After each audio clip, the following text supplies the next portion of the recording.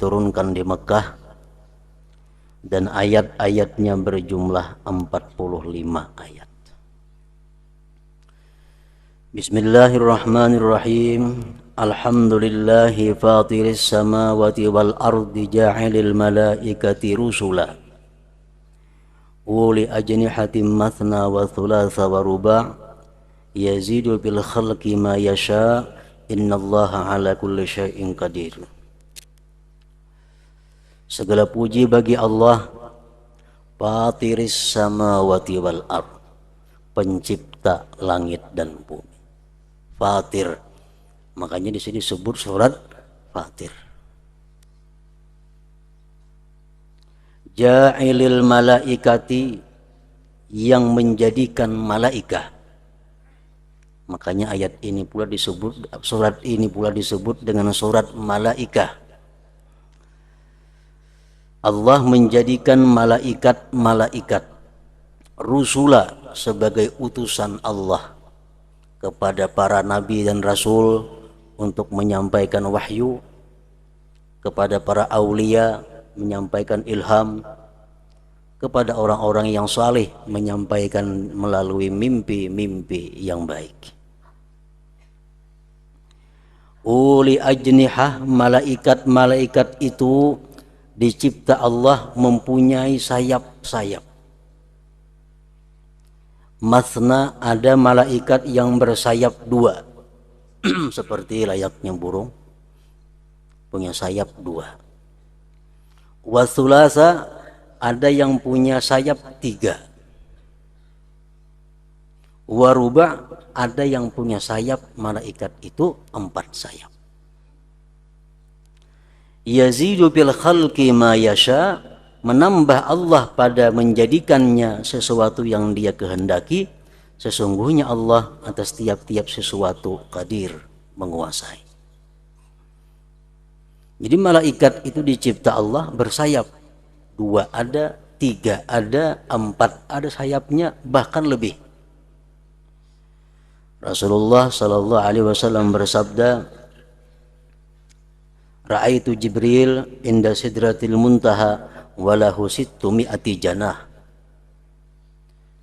Ujar beliau, aku melihat Jibril di sisi sidratil muntaha. Sayap Jibril berjumlah 600 sayap. Macam apa bentuknya, macam apa kira-kiranya, kita kada bisa membayangkan dengan akal kita. Karena ini perkara alam malakut. Alam malakut, alam yang tidak bisa dijangkau dengan panca indera kita. Dalam hadis lain menyebutkan di Israfil isna asyara alfa janah. Israfil mempunyai 12.000 sayap. Kalau Jibril cuma 600 sayap. Tapi kalau Israfil bahkan punya 12.000 sayap. Para muhibbin rahimakumullah. Malaikat adalah sesuatu yang wajib kita imani, sesuatu yang wajib kita percaya akan keberadaannya. Siapa yang tidak percaya bahwa malaikat itu ada, berarti dia tidak percaya dengan Al-Quran.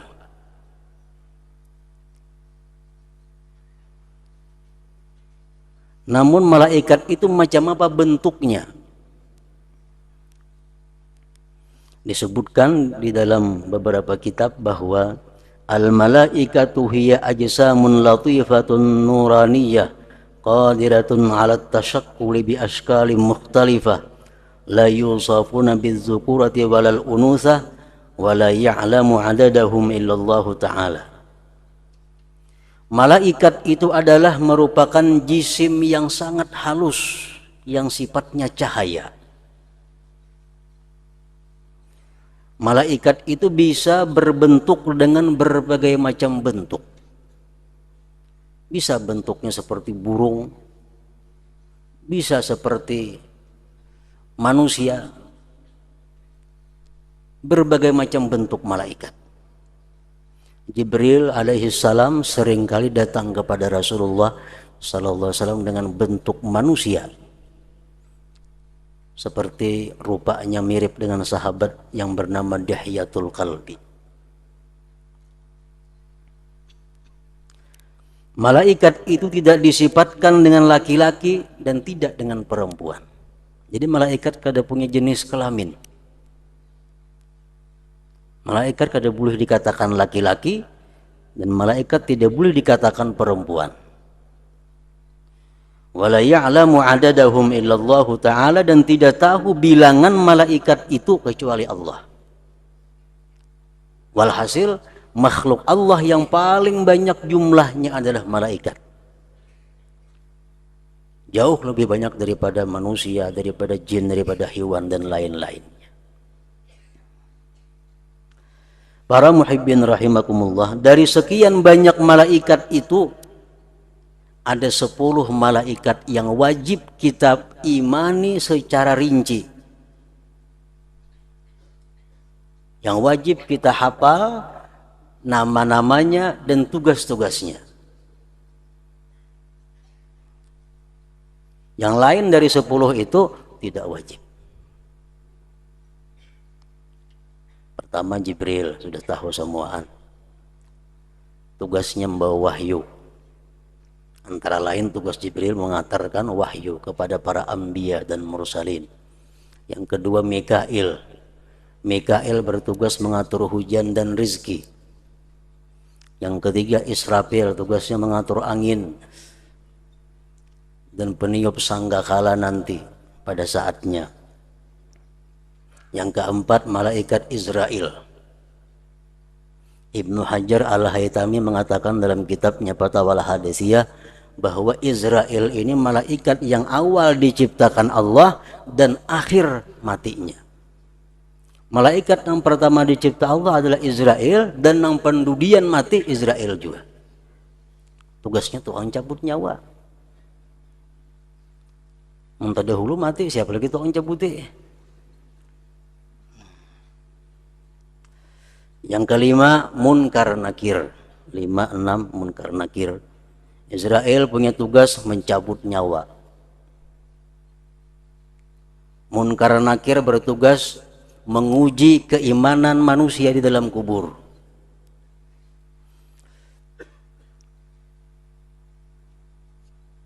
Yang ketujuh 8 Rakib Atid.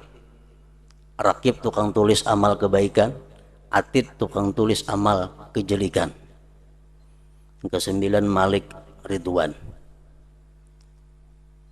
Yang ke-9 Malik, yang ke-10 Ridwan. Nah ini 10 malaikat inilah yang wajib kita imani secara rinci. Sedangkan yang lain-lain cukup kita beriman secara jumlah.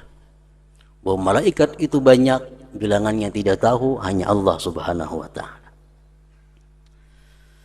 Ada lagi malaikat yang disebut dengan Hamalatul Arash. Malaikat yang mengawal arash Allah. Berjumlah 8 orang. Itu kita kada wajib mengetahui siapa-siapa ngarannya. Ada lagi malaikat yang namanya Al-Karubin. Karubin ini malaikat yang selalu berkeliling di sekitar arash Allah. Ada lagi Malaikatur Rahmah, malaikat rahmah. Malaikat yang mendoakan kepada Allah agar kita diampuni dosa-dosa kita. Malaikat yang memintakan ampun terhadap kita. Malaikatur Rahmah.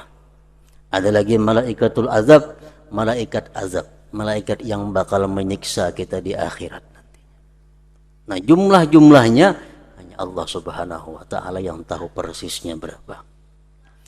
Para muhibbin rahimakumullah, Malaikatur Rahmah.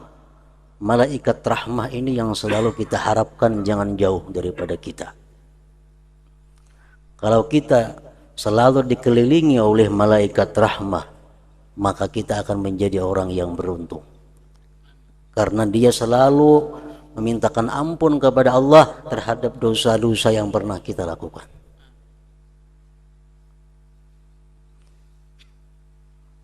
Rasulullah SAW bersabda, Innal malaikata la tadkhulu baitan fihi tamathilu aw surah.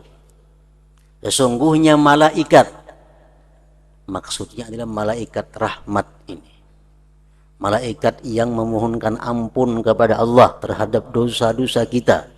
Malaikat-malaikat itu tidak mau masuk ke dalam satu rumah yang di situ ada patung-patung hewan atau patung manusia. Patung yang sempurna, mulai kepala sampai batisnya lengkap. Patung kuda, patung burung, patung ayam, patung gajah. Malaikat kadang mau dekat dengan itu. Maksudnya malaikatur rahmah.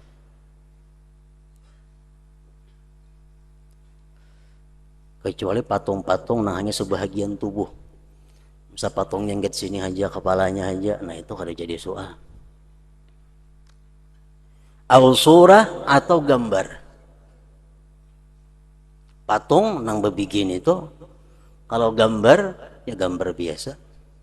Maksudnya gambar-gambar hewan atau gambar manusia yang sempurna. Mulai kepala sampai batis. Gambar wali bang, hadis tidak ada mengecualikan gambar siapapun. Ini hadis tidak ada mengecualikan kecuali gambar nabi umpamanya kada ada. Atau gambar wali kada ada. Setiap gambar yang sempurna dari kepala sampai batis itu dianggap adalah surah, gambar yang bila diletakkan di rumah kita, malaikat rahmat tidak akan naik ke dalam rumah. Malaikat rahmat kada mau naik, lawanannya mau naikkan malaikat azab. Ini kada mau tergabung dua. Dan malaikat azab ada, berjauh malaikat rahmat. Malaikat rahmat sudah berisian rumah, kada mau datang malaikat azab. Kalau gambar nangget sini aja pas foto ya kada jadi masalah.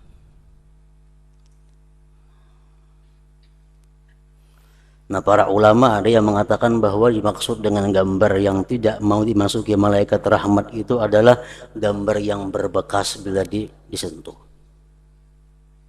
Ada yang mengatakan gambar potret adalah boleh. Tapi ini pendapat-pendapat. Kalau kita ambil apik, kalau kita ambil ihtiyat di dalam rumah kita, apalagi di tempat di mana kita beribadah kepada Allah, jangan ada satupun gambar yang akan membuat tidak mau masuknya malaikat rahmat itu. Para muhibbin rahimakumullah, malaikat azab wajib kita percaya bahwa malaikat azab itu ada.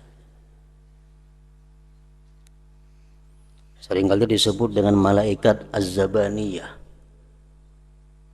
Malaikat zabaniyah, malaikat yang bertugas menyirit kita ke dalam neraka. Kepalanya zabaniyah ini berjumlah 19 orang. Anak buahnya hanya Allah yang tahu.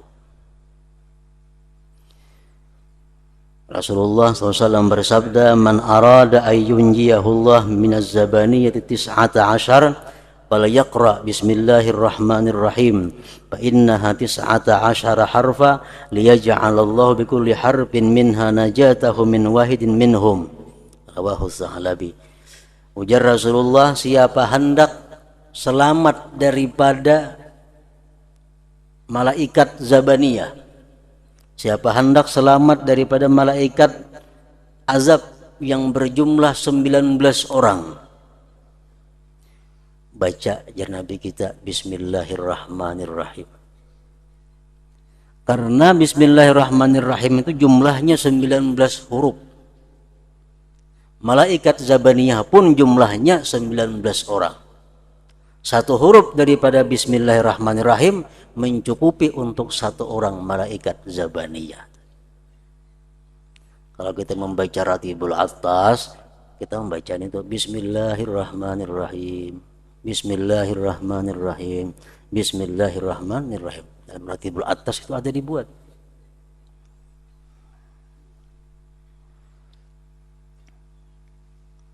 Walhasil malaikat adalah makhluk Allah yang suci, makhluk Allah yang tidak pernah maksiat kepada Allah Subhanahu wa ta'ala. Para muhibbin rahimakumullah, surat Fatir atau surat malaikat ini memberikan kita banyak petunjuk di dalamnya atau arahan-arahan yang mestinya kita jalankan dalam kehidupan ini. Antara lain adalah pada ayat 5 surat tersebut, ya ayyuhan nas inna wa'dallahi haqq fala taghurrannakum billahil gharur. Ayat 5. Artinya, wahai manusia, sesungguhnya janji Allah itu benar adanya. Setiap kali Allah berjanji pasti akan ditepati. Setiap kali Allah berjanji akan terjadi. Fala taghurrannakum billahil gharur, jangan memperdaya akan kamu dengan Allah oleh syaitan yang menipu itu. Jangan sampai kita diperdaya oleh syaitan. Sebabnya apa yang dijanjikan Allah itu pasti terjadi, sedangkan apa yang dijanjikan oleh syaitan pasti palsu. Al-Quran banyak mengandung janji-janji Allah Subhanahu wa ta'ala. Kita yakini, seyakin-yakinnya dalam hati kita bahwa yang dijanjikan Allah itu pasti akan terjadi. Innallaha la yukhliful mi'ad. Allah tidak pernah menyalahi janjinya. Kita ambil satu contoh janji Allah Subhanahu wa ta'ala di dalam Al-Quran, yamhaqullahu riba wa yurbis sadaqat wallahu la yuhibbu kulla kaffarin athim. Ini Allah memberikan janji. Ujar Tuhan, yamhaqullahu riba, Allah akan menghancurkan riba. Wa yurbis sadaqat, dan Allah akan mengembangkan sedekah. Dan Allah tidak cinta akan orang-orang yang kafir dan berdosa. Jadi riba sangat dekat dengan kekafiran. Ini Allah berjanji. Orang yang riba akan dihancurkan Allah. Orang yang bersedekah akan dikembangkan oleh Allah Subhanahu, disuburkan oleh Allah Subhanahu wa ta'ala. Para ahli tafsir mengatakan, yamhaqullahu riba, Allah menghancurkan, memusnahkan riba. Mencakup pelakunya. Pelaku riba. Mencakup harta riba. Mencakup segala yang ada sangkut paut dengan ribanya. Hadis Rasulullah lebih jelas, la'anallahu riba, Allah mengutuk riba. Allah mengutuk riba. Wa akilahu, orang yang makan harta riba. Wa mukilahu, yang mewakilkannya. Wa katibahu, yang menuliskannya. Wa syahidahu, dan yang menyaksikannya. Allah akan menghancurkan riba. Artinya, orang yang riba itu dirinya akan hancur. Hancur apanya? Hancur keimanannya. Hartanya bangkrut. Bangkrut. Kenapa si anu tukang sugiha makanya riba? Belum lagi. Belum. Janji Allah pasti benar. Janji Allah kada pernah berdusta.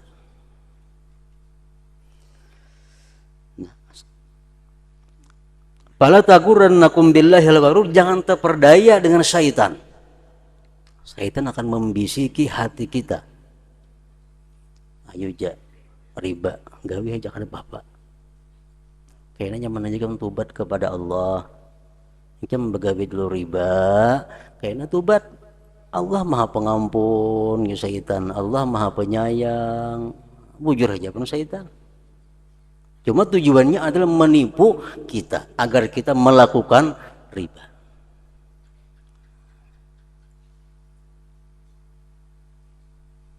Jadi jangan sampai kita terperdaya dengan bujukan-bujukan syaitan. Setiap kali kita akan tergelitik di dalam hati kita untuk melakukan maksiat, itu berarti bujukan syaitan.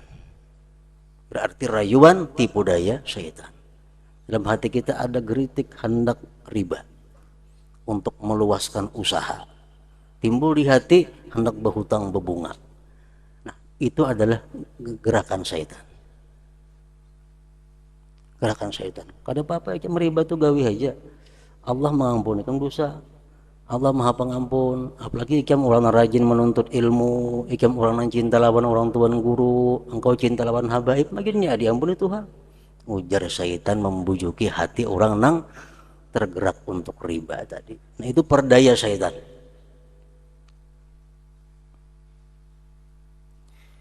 Wa yurbis sadaqat, dan Allah Subhanahu wa taala akan menyuburkan sedekah. Orang yang bersedekah diganti 10. Kenapa aku bersedekah? Karena ada ganti-gantinya. Allah pasti benar. Apakah digantikan dalam dunia atau di akhirat nanti. Pokoknya setiap sedekah yang kita lakukan, asalkan dengan benar sedekahnya, pasti akan Allah kembangkan sedekah itu. Hadis Rasulullah mengatakan, satu suap yang kita sedekahkan itu akan digandakan seperti gunung Uhud. Bisa dalam dunia, bisa di akhirat, akan dibayar oleh Allah Subhanahu wa taala. Pokoknya pasti akan terjadi.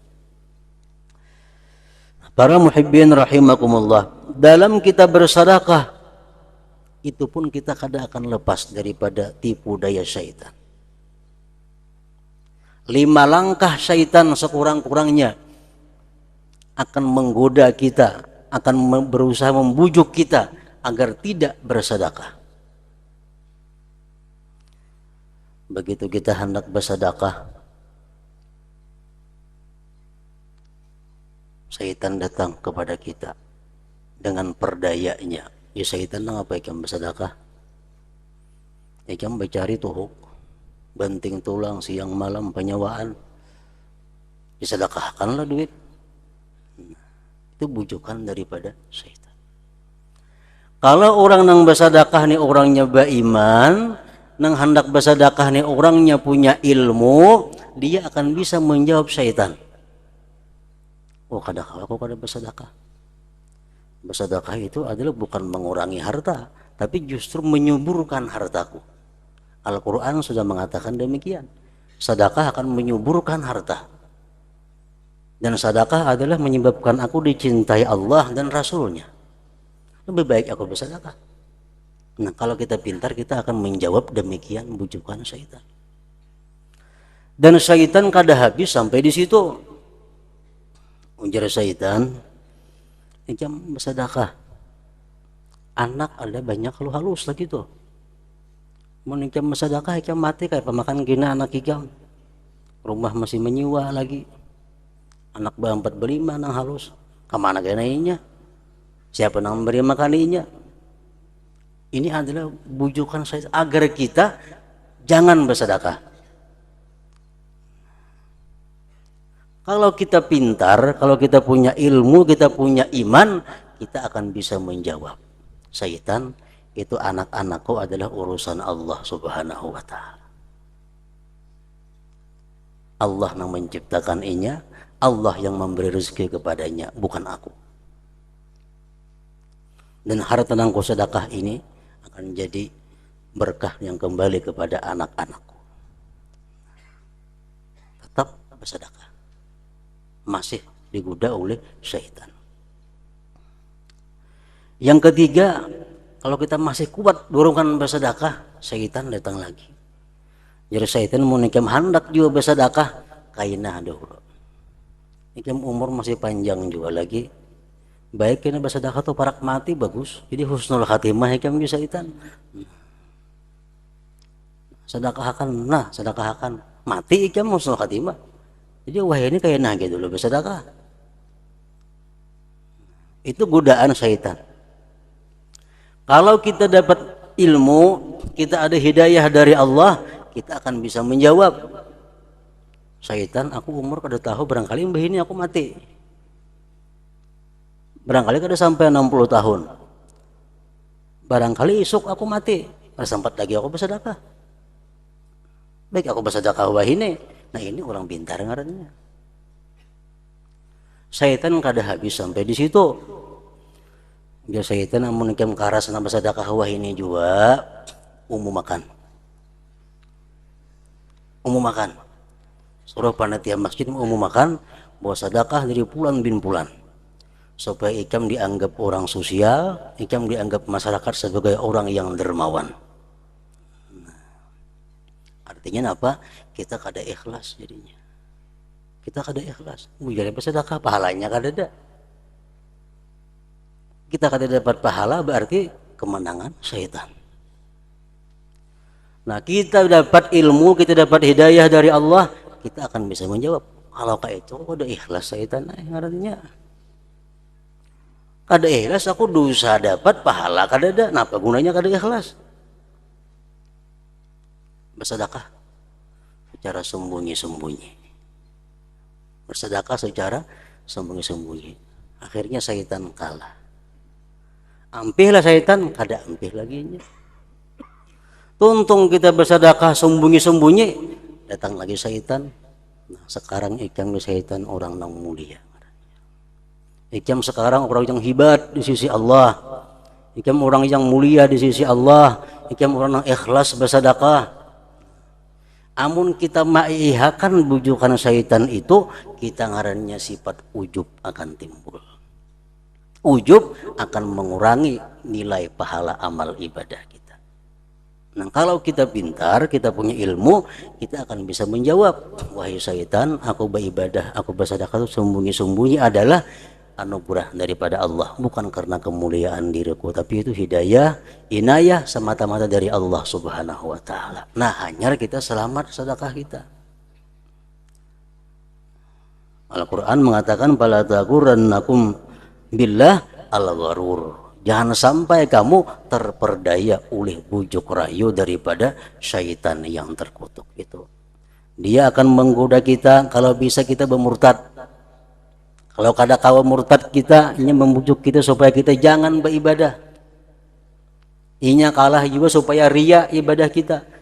Walhasil, kalau kita masuk neraka, berarti kita akan mengawani inya dengan syaitan dan kawan-kawannya. Itulah tujuan daripada syaitan, menambah kawan sebanyak-banyaknya, mengajak kawan sebanyak-banyaknya untuk masuk ke dalam neraka.